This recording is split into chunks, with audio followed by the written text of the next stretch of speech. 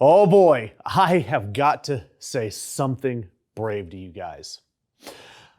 I love Mike Lindell. I absolutely love this man, and I am so giddy that he's running for governor of Minnesota.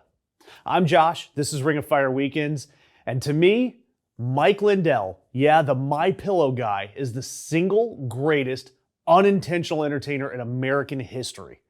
He's a man that looks like he wandered out of a conference for vacuum salesmen at a Holiday Inn conference room and then accidentally decided to run for office.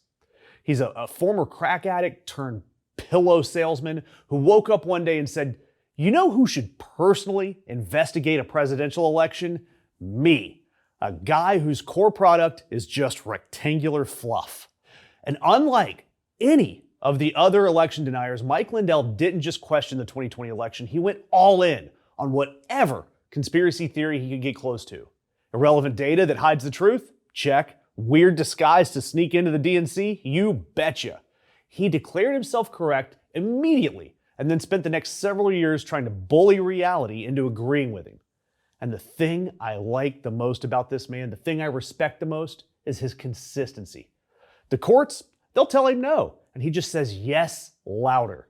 He loses lawsuits the way people like me lose their keys, constantly and with zero learning curve. At one point, this man offered $5 million to anyone who could disprove his election data. Of course, he lost the challenge immediately and then argued that the rules of the challenge didn't count. This is a man who treats court orders like spam emails, and now he wants to be governor of the great state of Minnesota. And look, recently a Trump-appointed judge had to step in and tell this guy, "Sir, you're not doing the thing that we ordered you to do."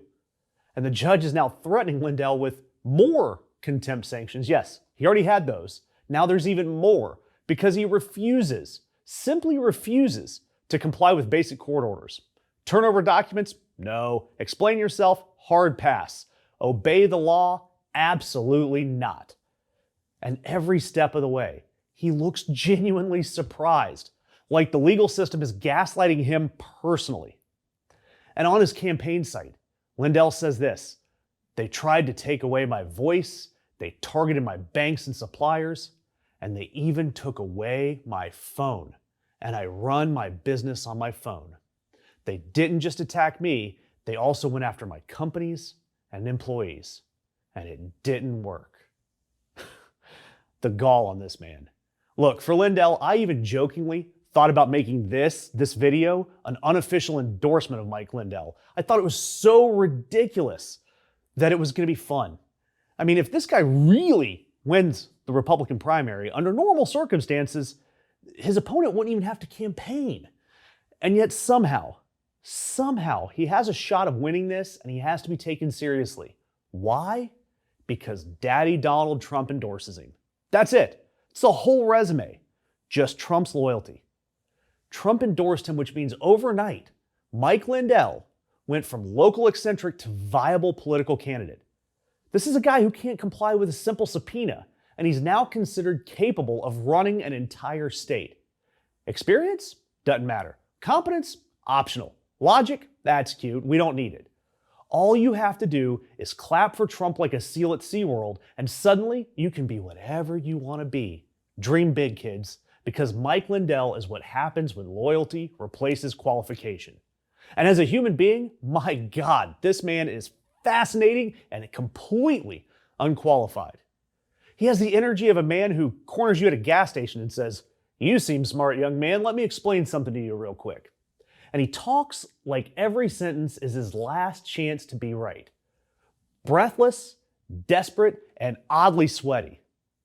He's been sued by the voting machine companies. He's lost, he's appealed, he's lost again, he's been fined, he's been warned, he's been threatened with contempt, all of it. And he ignores it all and trucks straight ahead. And the part that makes me giddy about all of this is, he genuinely belongs on the Mount Rushmore of novelty candidates.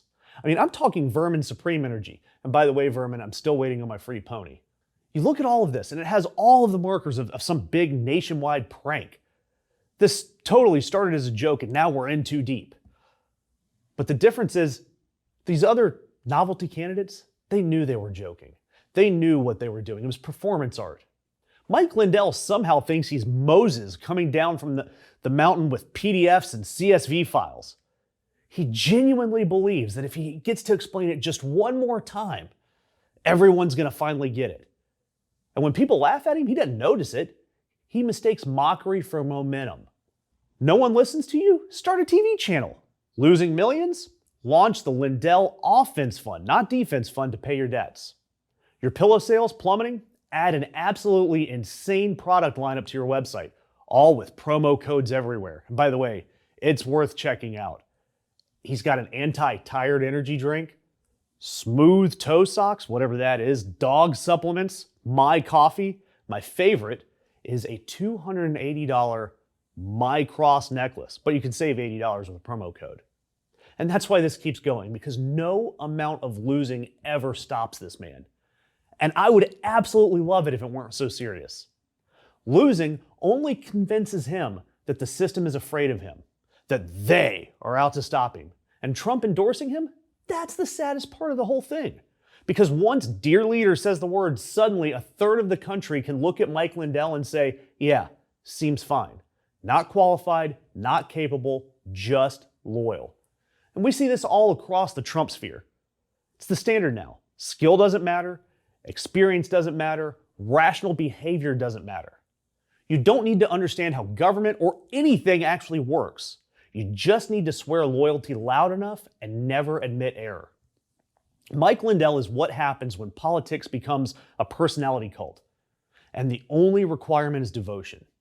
So yes, I am thrilled that Mike Lindell exists and he's still in the public spotlight. I'm giddy about the prospect of seeing him on a debate stage with real candidates and giving real campaign speeches, all while dodging contempt charges and owing millions of dollars in fees that he can't or won't pay. Because every time he opens his mouth, every time he defies a court order, and every time he melts down on camera, he's doing the country a service, because he is showing exactly what the bar is now. And it turns out that the bar is a pillow. My pillow. Thanks for watching that video. Be sure to like and share it all over the place. And then during the week, catch Jared. I'll be back next weekend with more Ring of Fire weekends. Be sure to like and subscribe.